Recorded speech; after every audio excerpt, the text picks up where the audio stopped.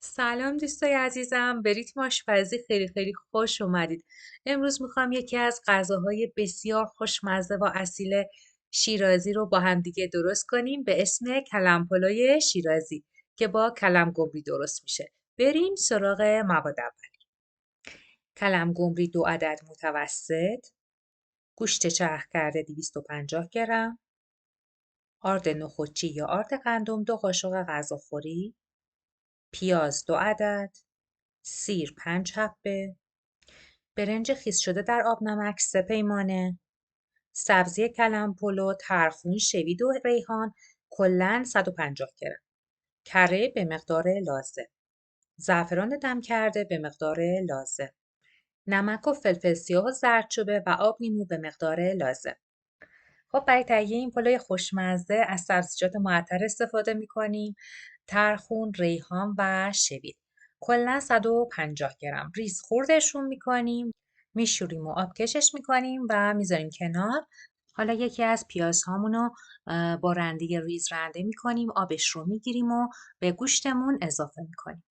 خوب همش میزنیم که یک دست بشه و بعد آرد نخودچی رو بهش اضافه میکنیم که باعث انسجام بهتر گوشتگرگلیایی میشه که بعدا قراره درست کنیم. به جاش میتونید از آرد گندم هم استفاده کنید. خب حالا فلفل سیاه، نمک و زردچوبه رو اضافه میکنیم و خوب هم میزنیم تا کاملا یک نواخت بشه.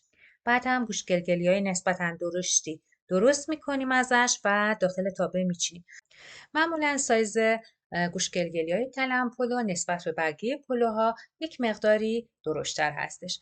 خب حالا بعد اینکه همه گوشتگرگلی‌ها رو درست کردیم، داخل یخچال به مدت نیم ساعت قرار میدیم و بعد با مقداری کره تفتشون میدیم و سرخشون میکنیم. همین که هر دو طرف گوشتگرگلی‌ها سرخ شدن، زعفرون دم کرده بهش اضافه میکنیم و اجازه میدیم همراه با زعفرون به خوبی طعم بگیرن و پخته بشن. بعد میریم سراغ کلم گمری‌ها، پوستشون رو میگیریم و همطور که تو تصویر ملاحظه میکنید برشای نسبتا باریکی ازش میزنیم و بعد هم به قطعات کوچیکتر تقسیمش میکنیم. هر چقدر کلم‌ها نازک‌تر باشن، موقع سرخ شدن بهتر سرخ میشن و کیفیت کلم پلومون بهتر هم میشه. خب حالا پیازمون رو خلالی خردش میکنیم و داخل تابه‌ای که از قبل کره توش آب کردیم و روغن مایع بهش اضافه کردیم خوب تفتش میدیم. دوستان، اضافه کردن کره برای اینه که طعم بسیار عالی به این پیازها و کلم هامون بده که بعدا قرار اضافه کنیم و اضافه کردن روغن مایع فقط صرفا برای اینه که اون کره نسوزه.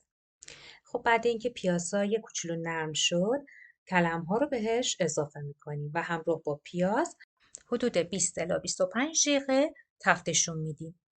خب وقتی کلم گمری‌ها به این حد رسیدن، سیر بهش اضافه می‌کنیم. سیرها رو ریز خورد کردیم، توی این مرحله بهش اضافه می‌کنیم و همراه با کلم و پیاز حدود 1 الی 2 دقیقه تفتشون میدیم.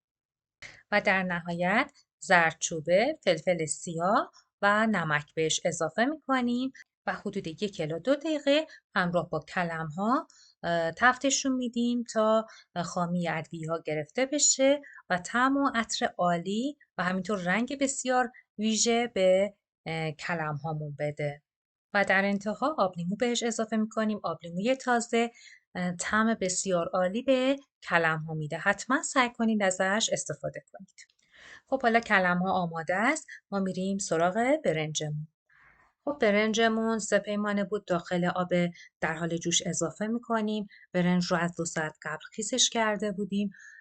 دوستان، وقتی که برنجمون به این حد برسه، حدود 2-3 دقیقه مونده تا خوب گرد بکشه، سبزی رو اضافه میکنیم. یه همی میزنیم تا سبزی ها کاملا با برنج به خوبی مخلوط بشن و بعد زردچوبه رو بهش اضافه میکنیم. زردچوبه رنگ فوق‌العاده زیبایی به کلم پلو میده، همینطور طعم بسیار جالبی هم به این غذا میده.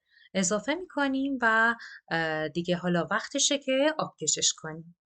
خب دوستان، حالا برنجمون رو داخل قابلمه‌ای که از قبل تهدیگ داخلش گذاشتیم میریزیم و لایه لایه کلم و همینطور گوشگلگلی ها رو میچینیم و لایه لایه دوباره برنج اضافه میکنیم و به همین ترتیب ادامه میدیم و میریم تا اینکه موادمون تموم بشه.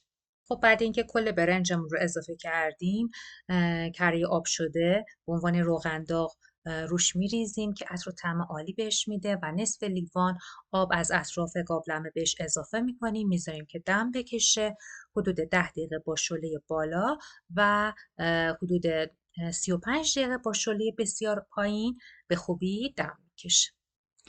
و کلم پلومون آماده شده. دوستای عزیزم، من اونو با گوشگلگلی، کلم گمری و همینطور سیب زمینی سرخ کرده تزیینش کردم. تقدیم شما عزیزان میکنم. اگر از این برنامه خوشتون اومد لطفاً با لایک و سابسکرایب منو حمایت کنید و این ویدیو رو با دوستاتون به اشتراک بذارید. تا برنامه دیگه، خدا نگهدارتون.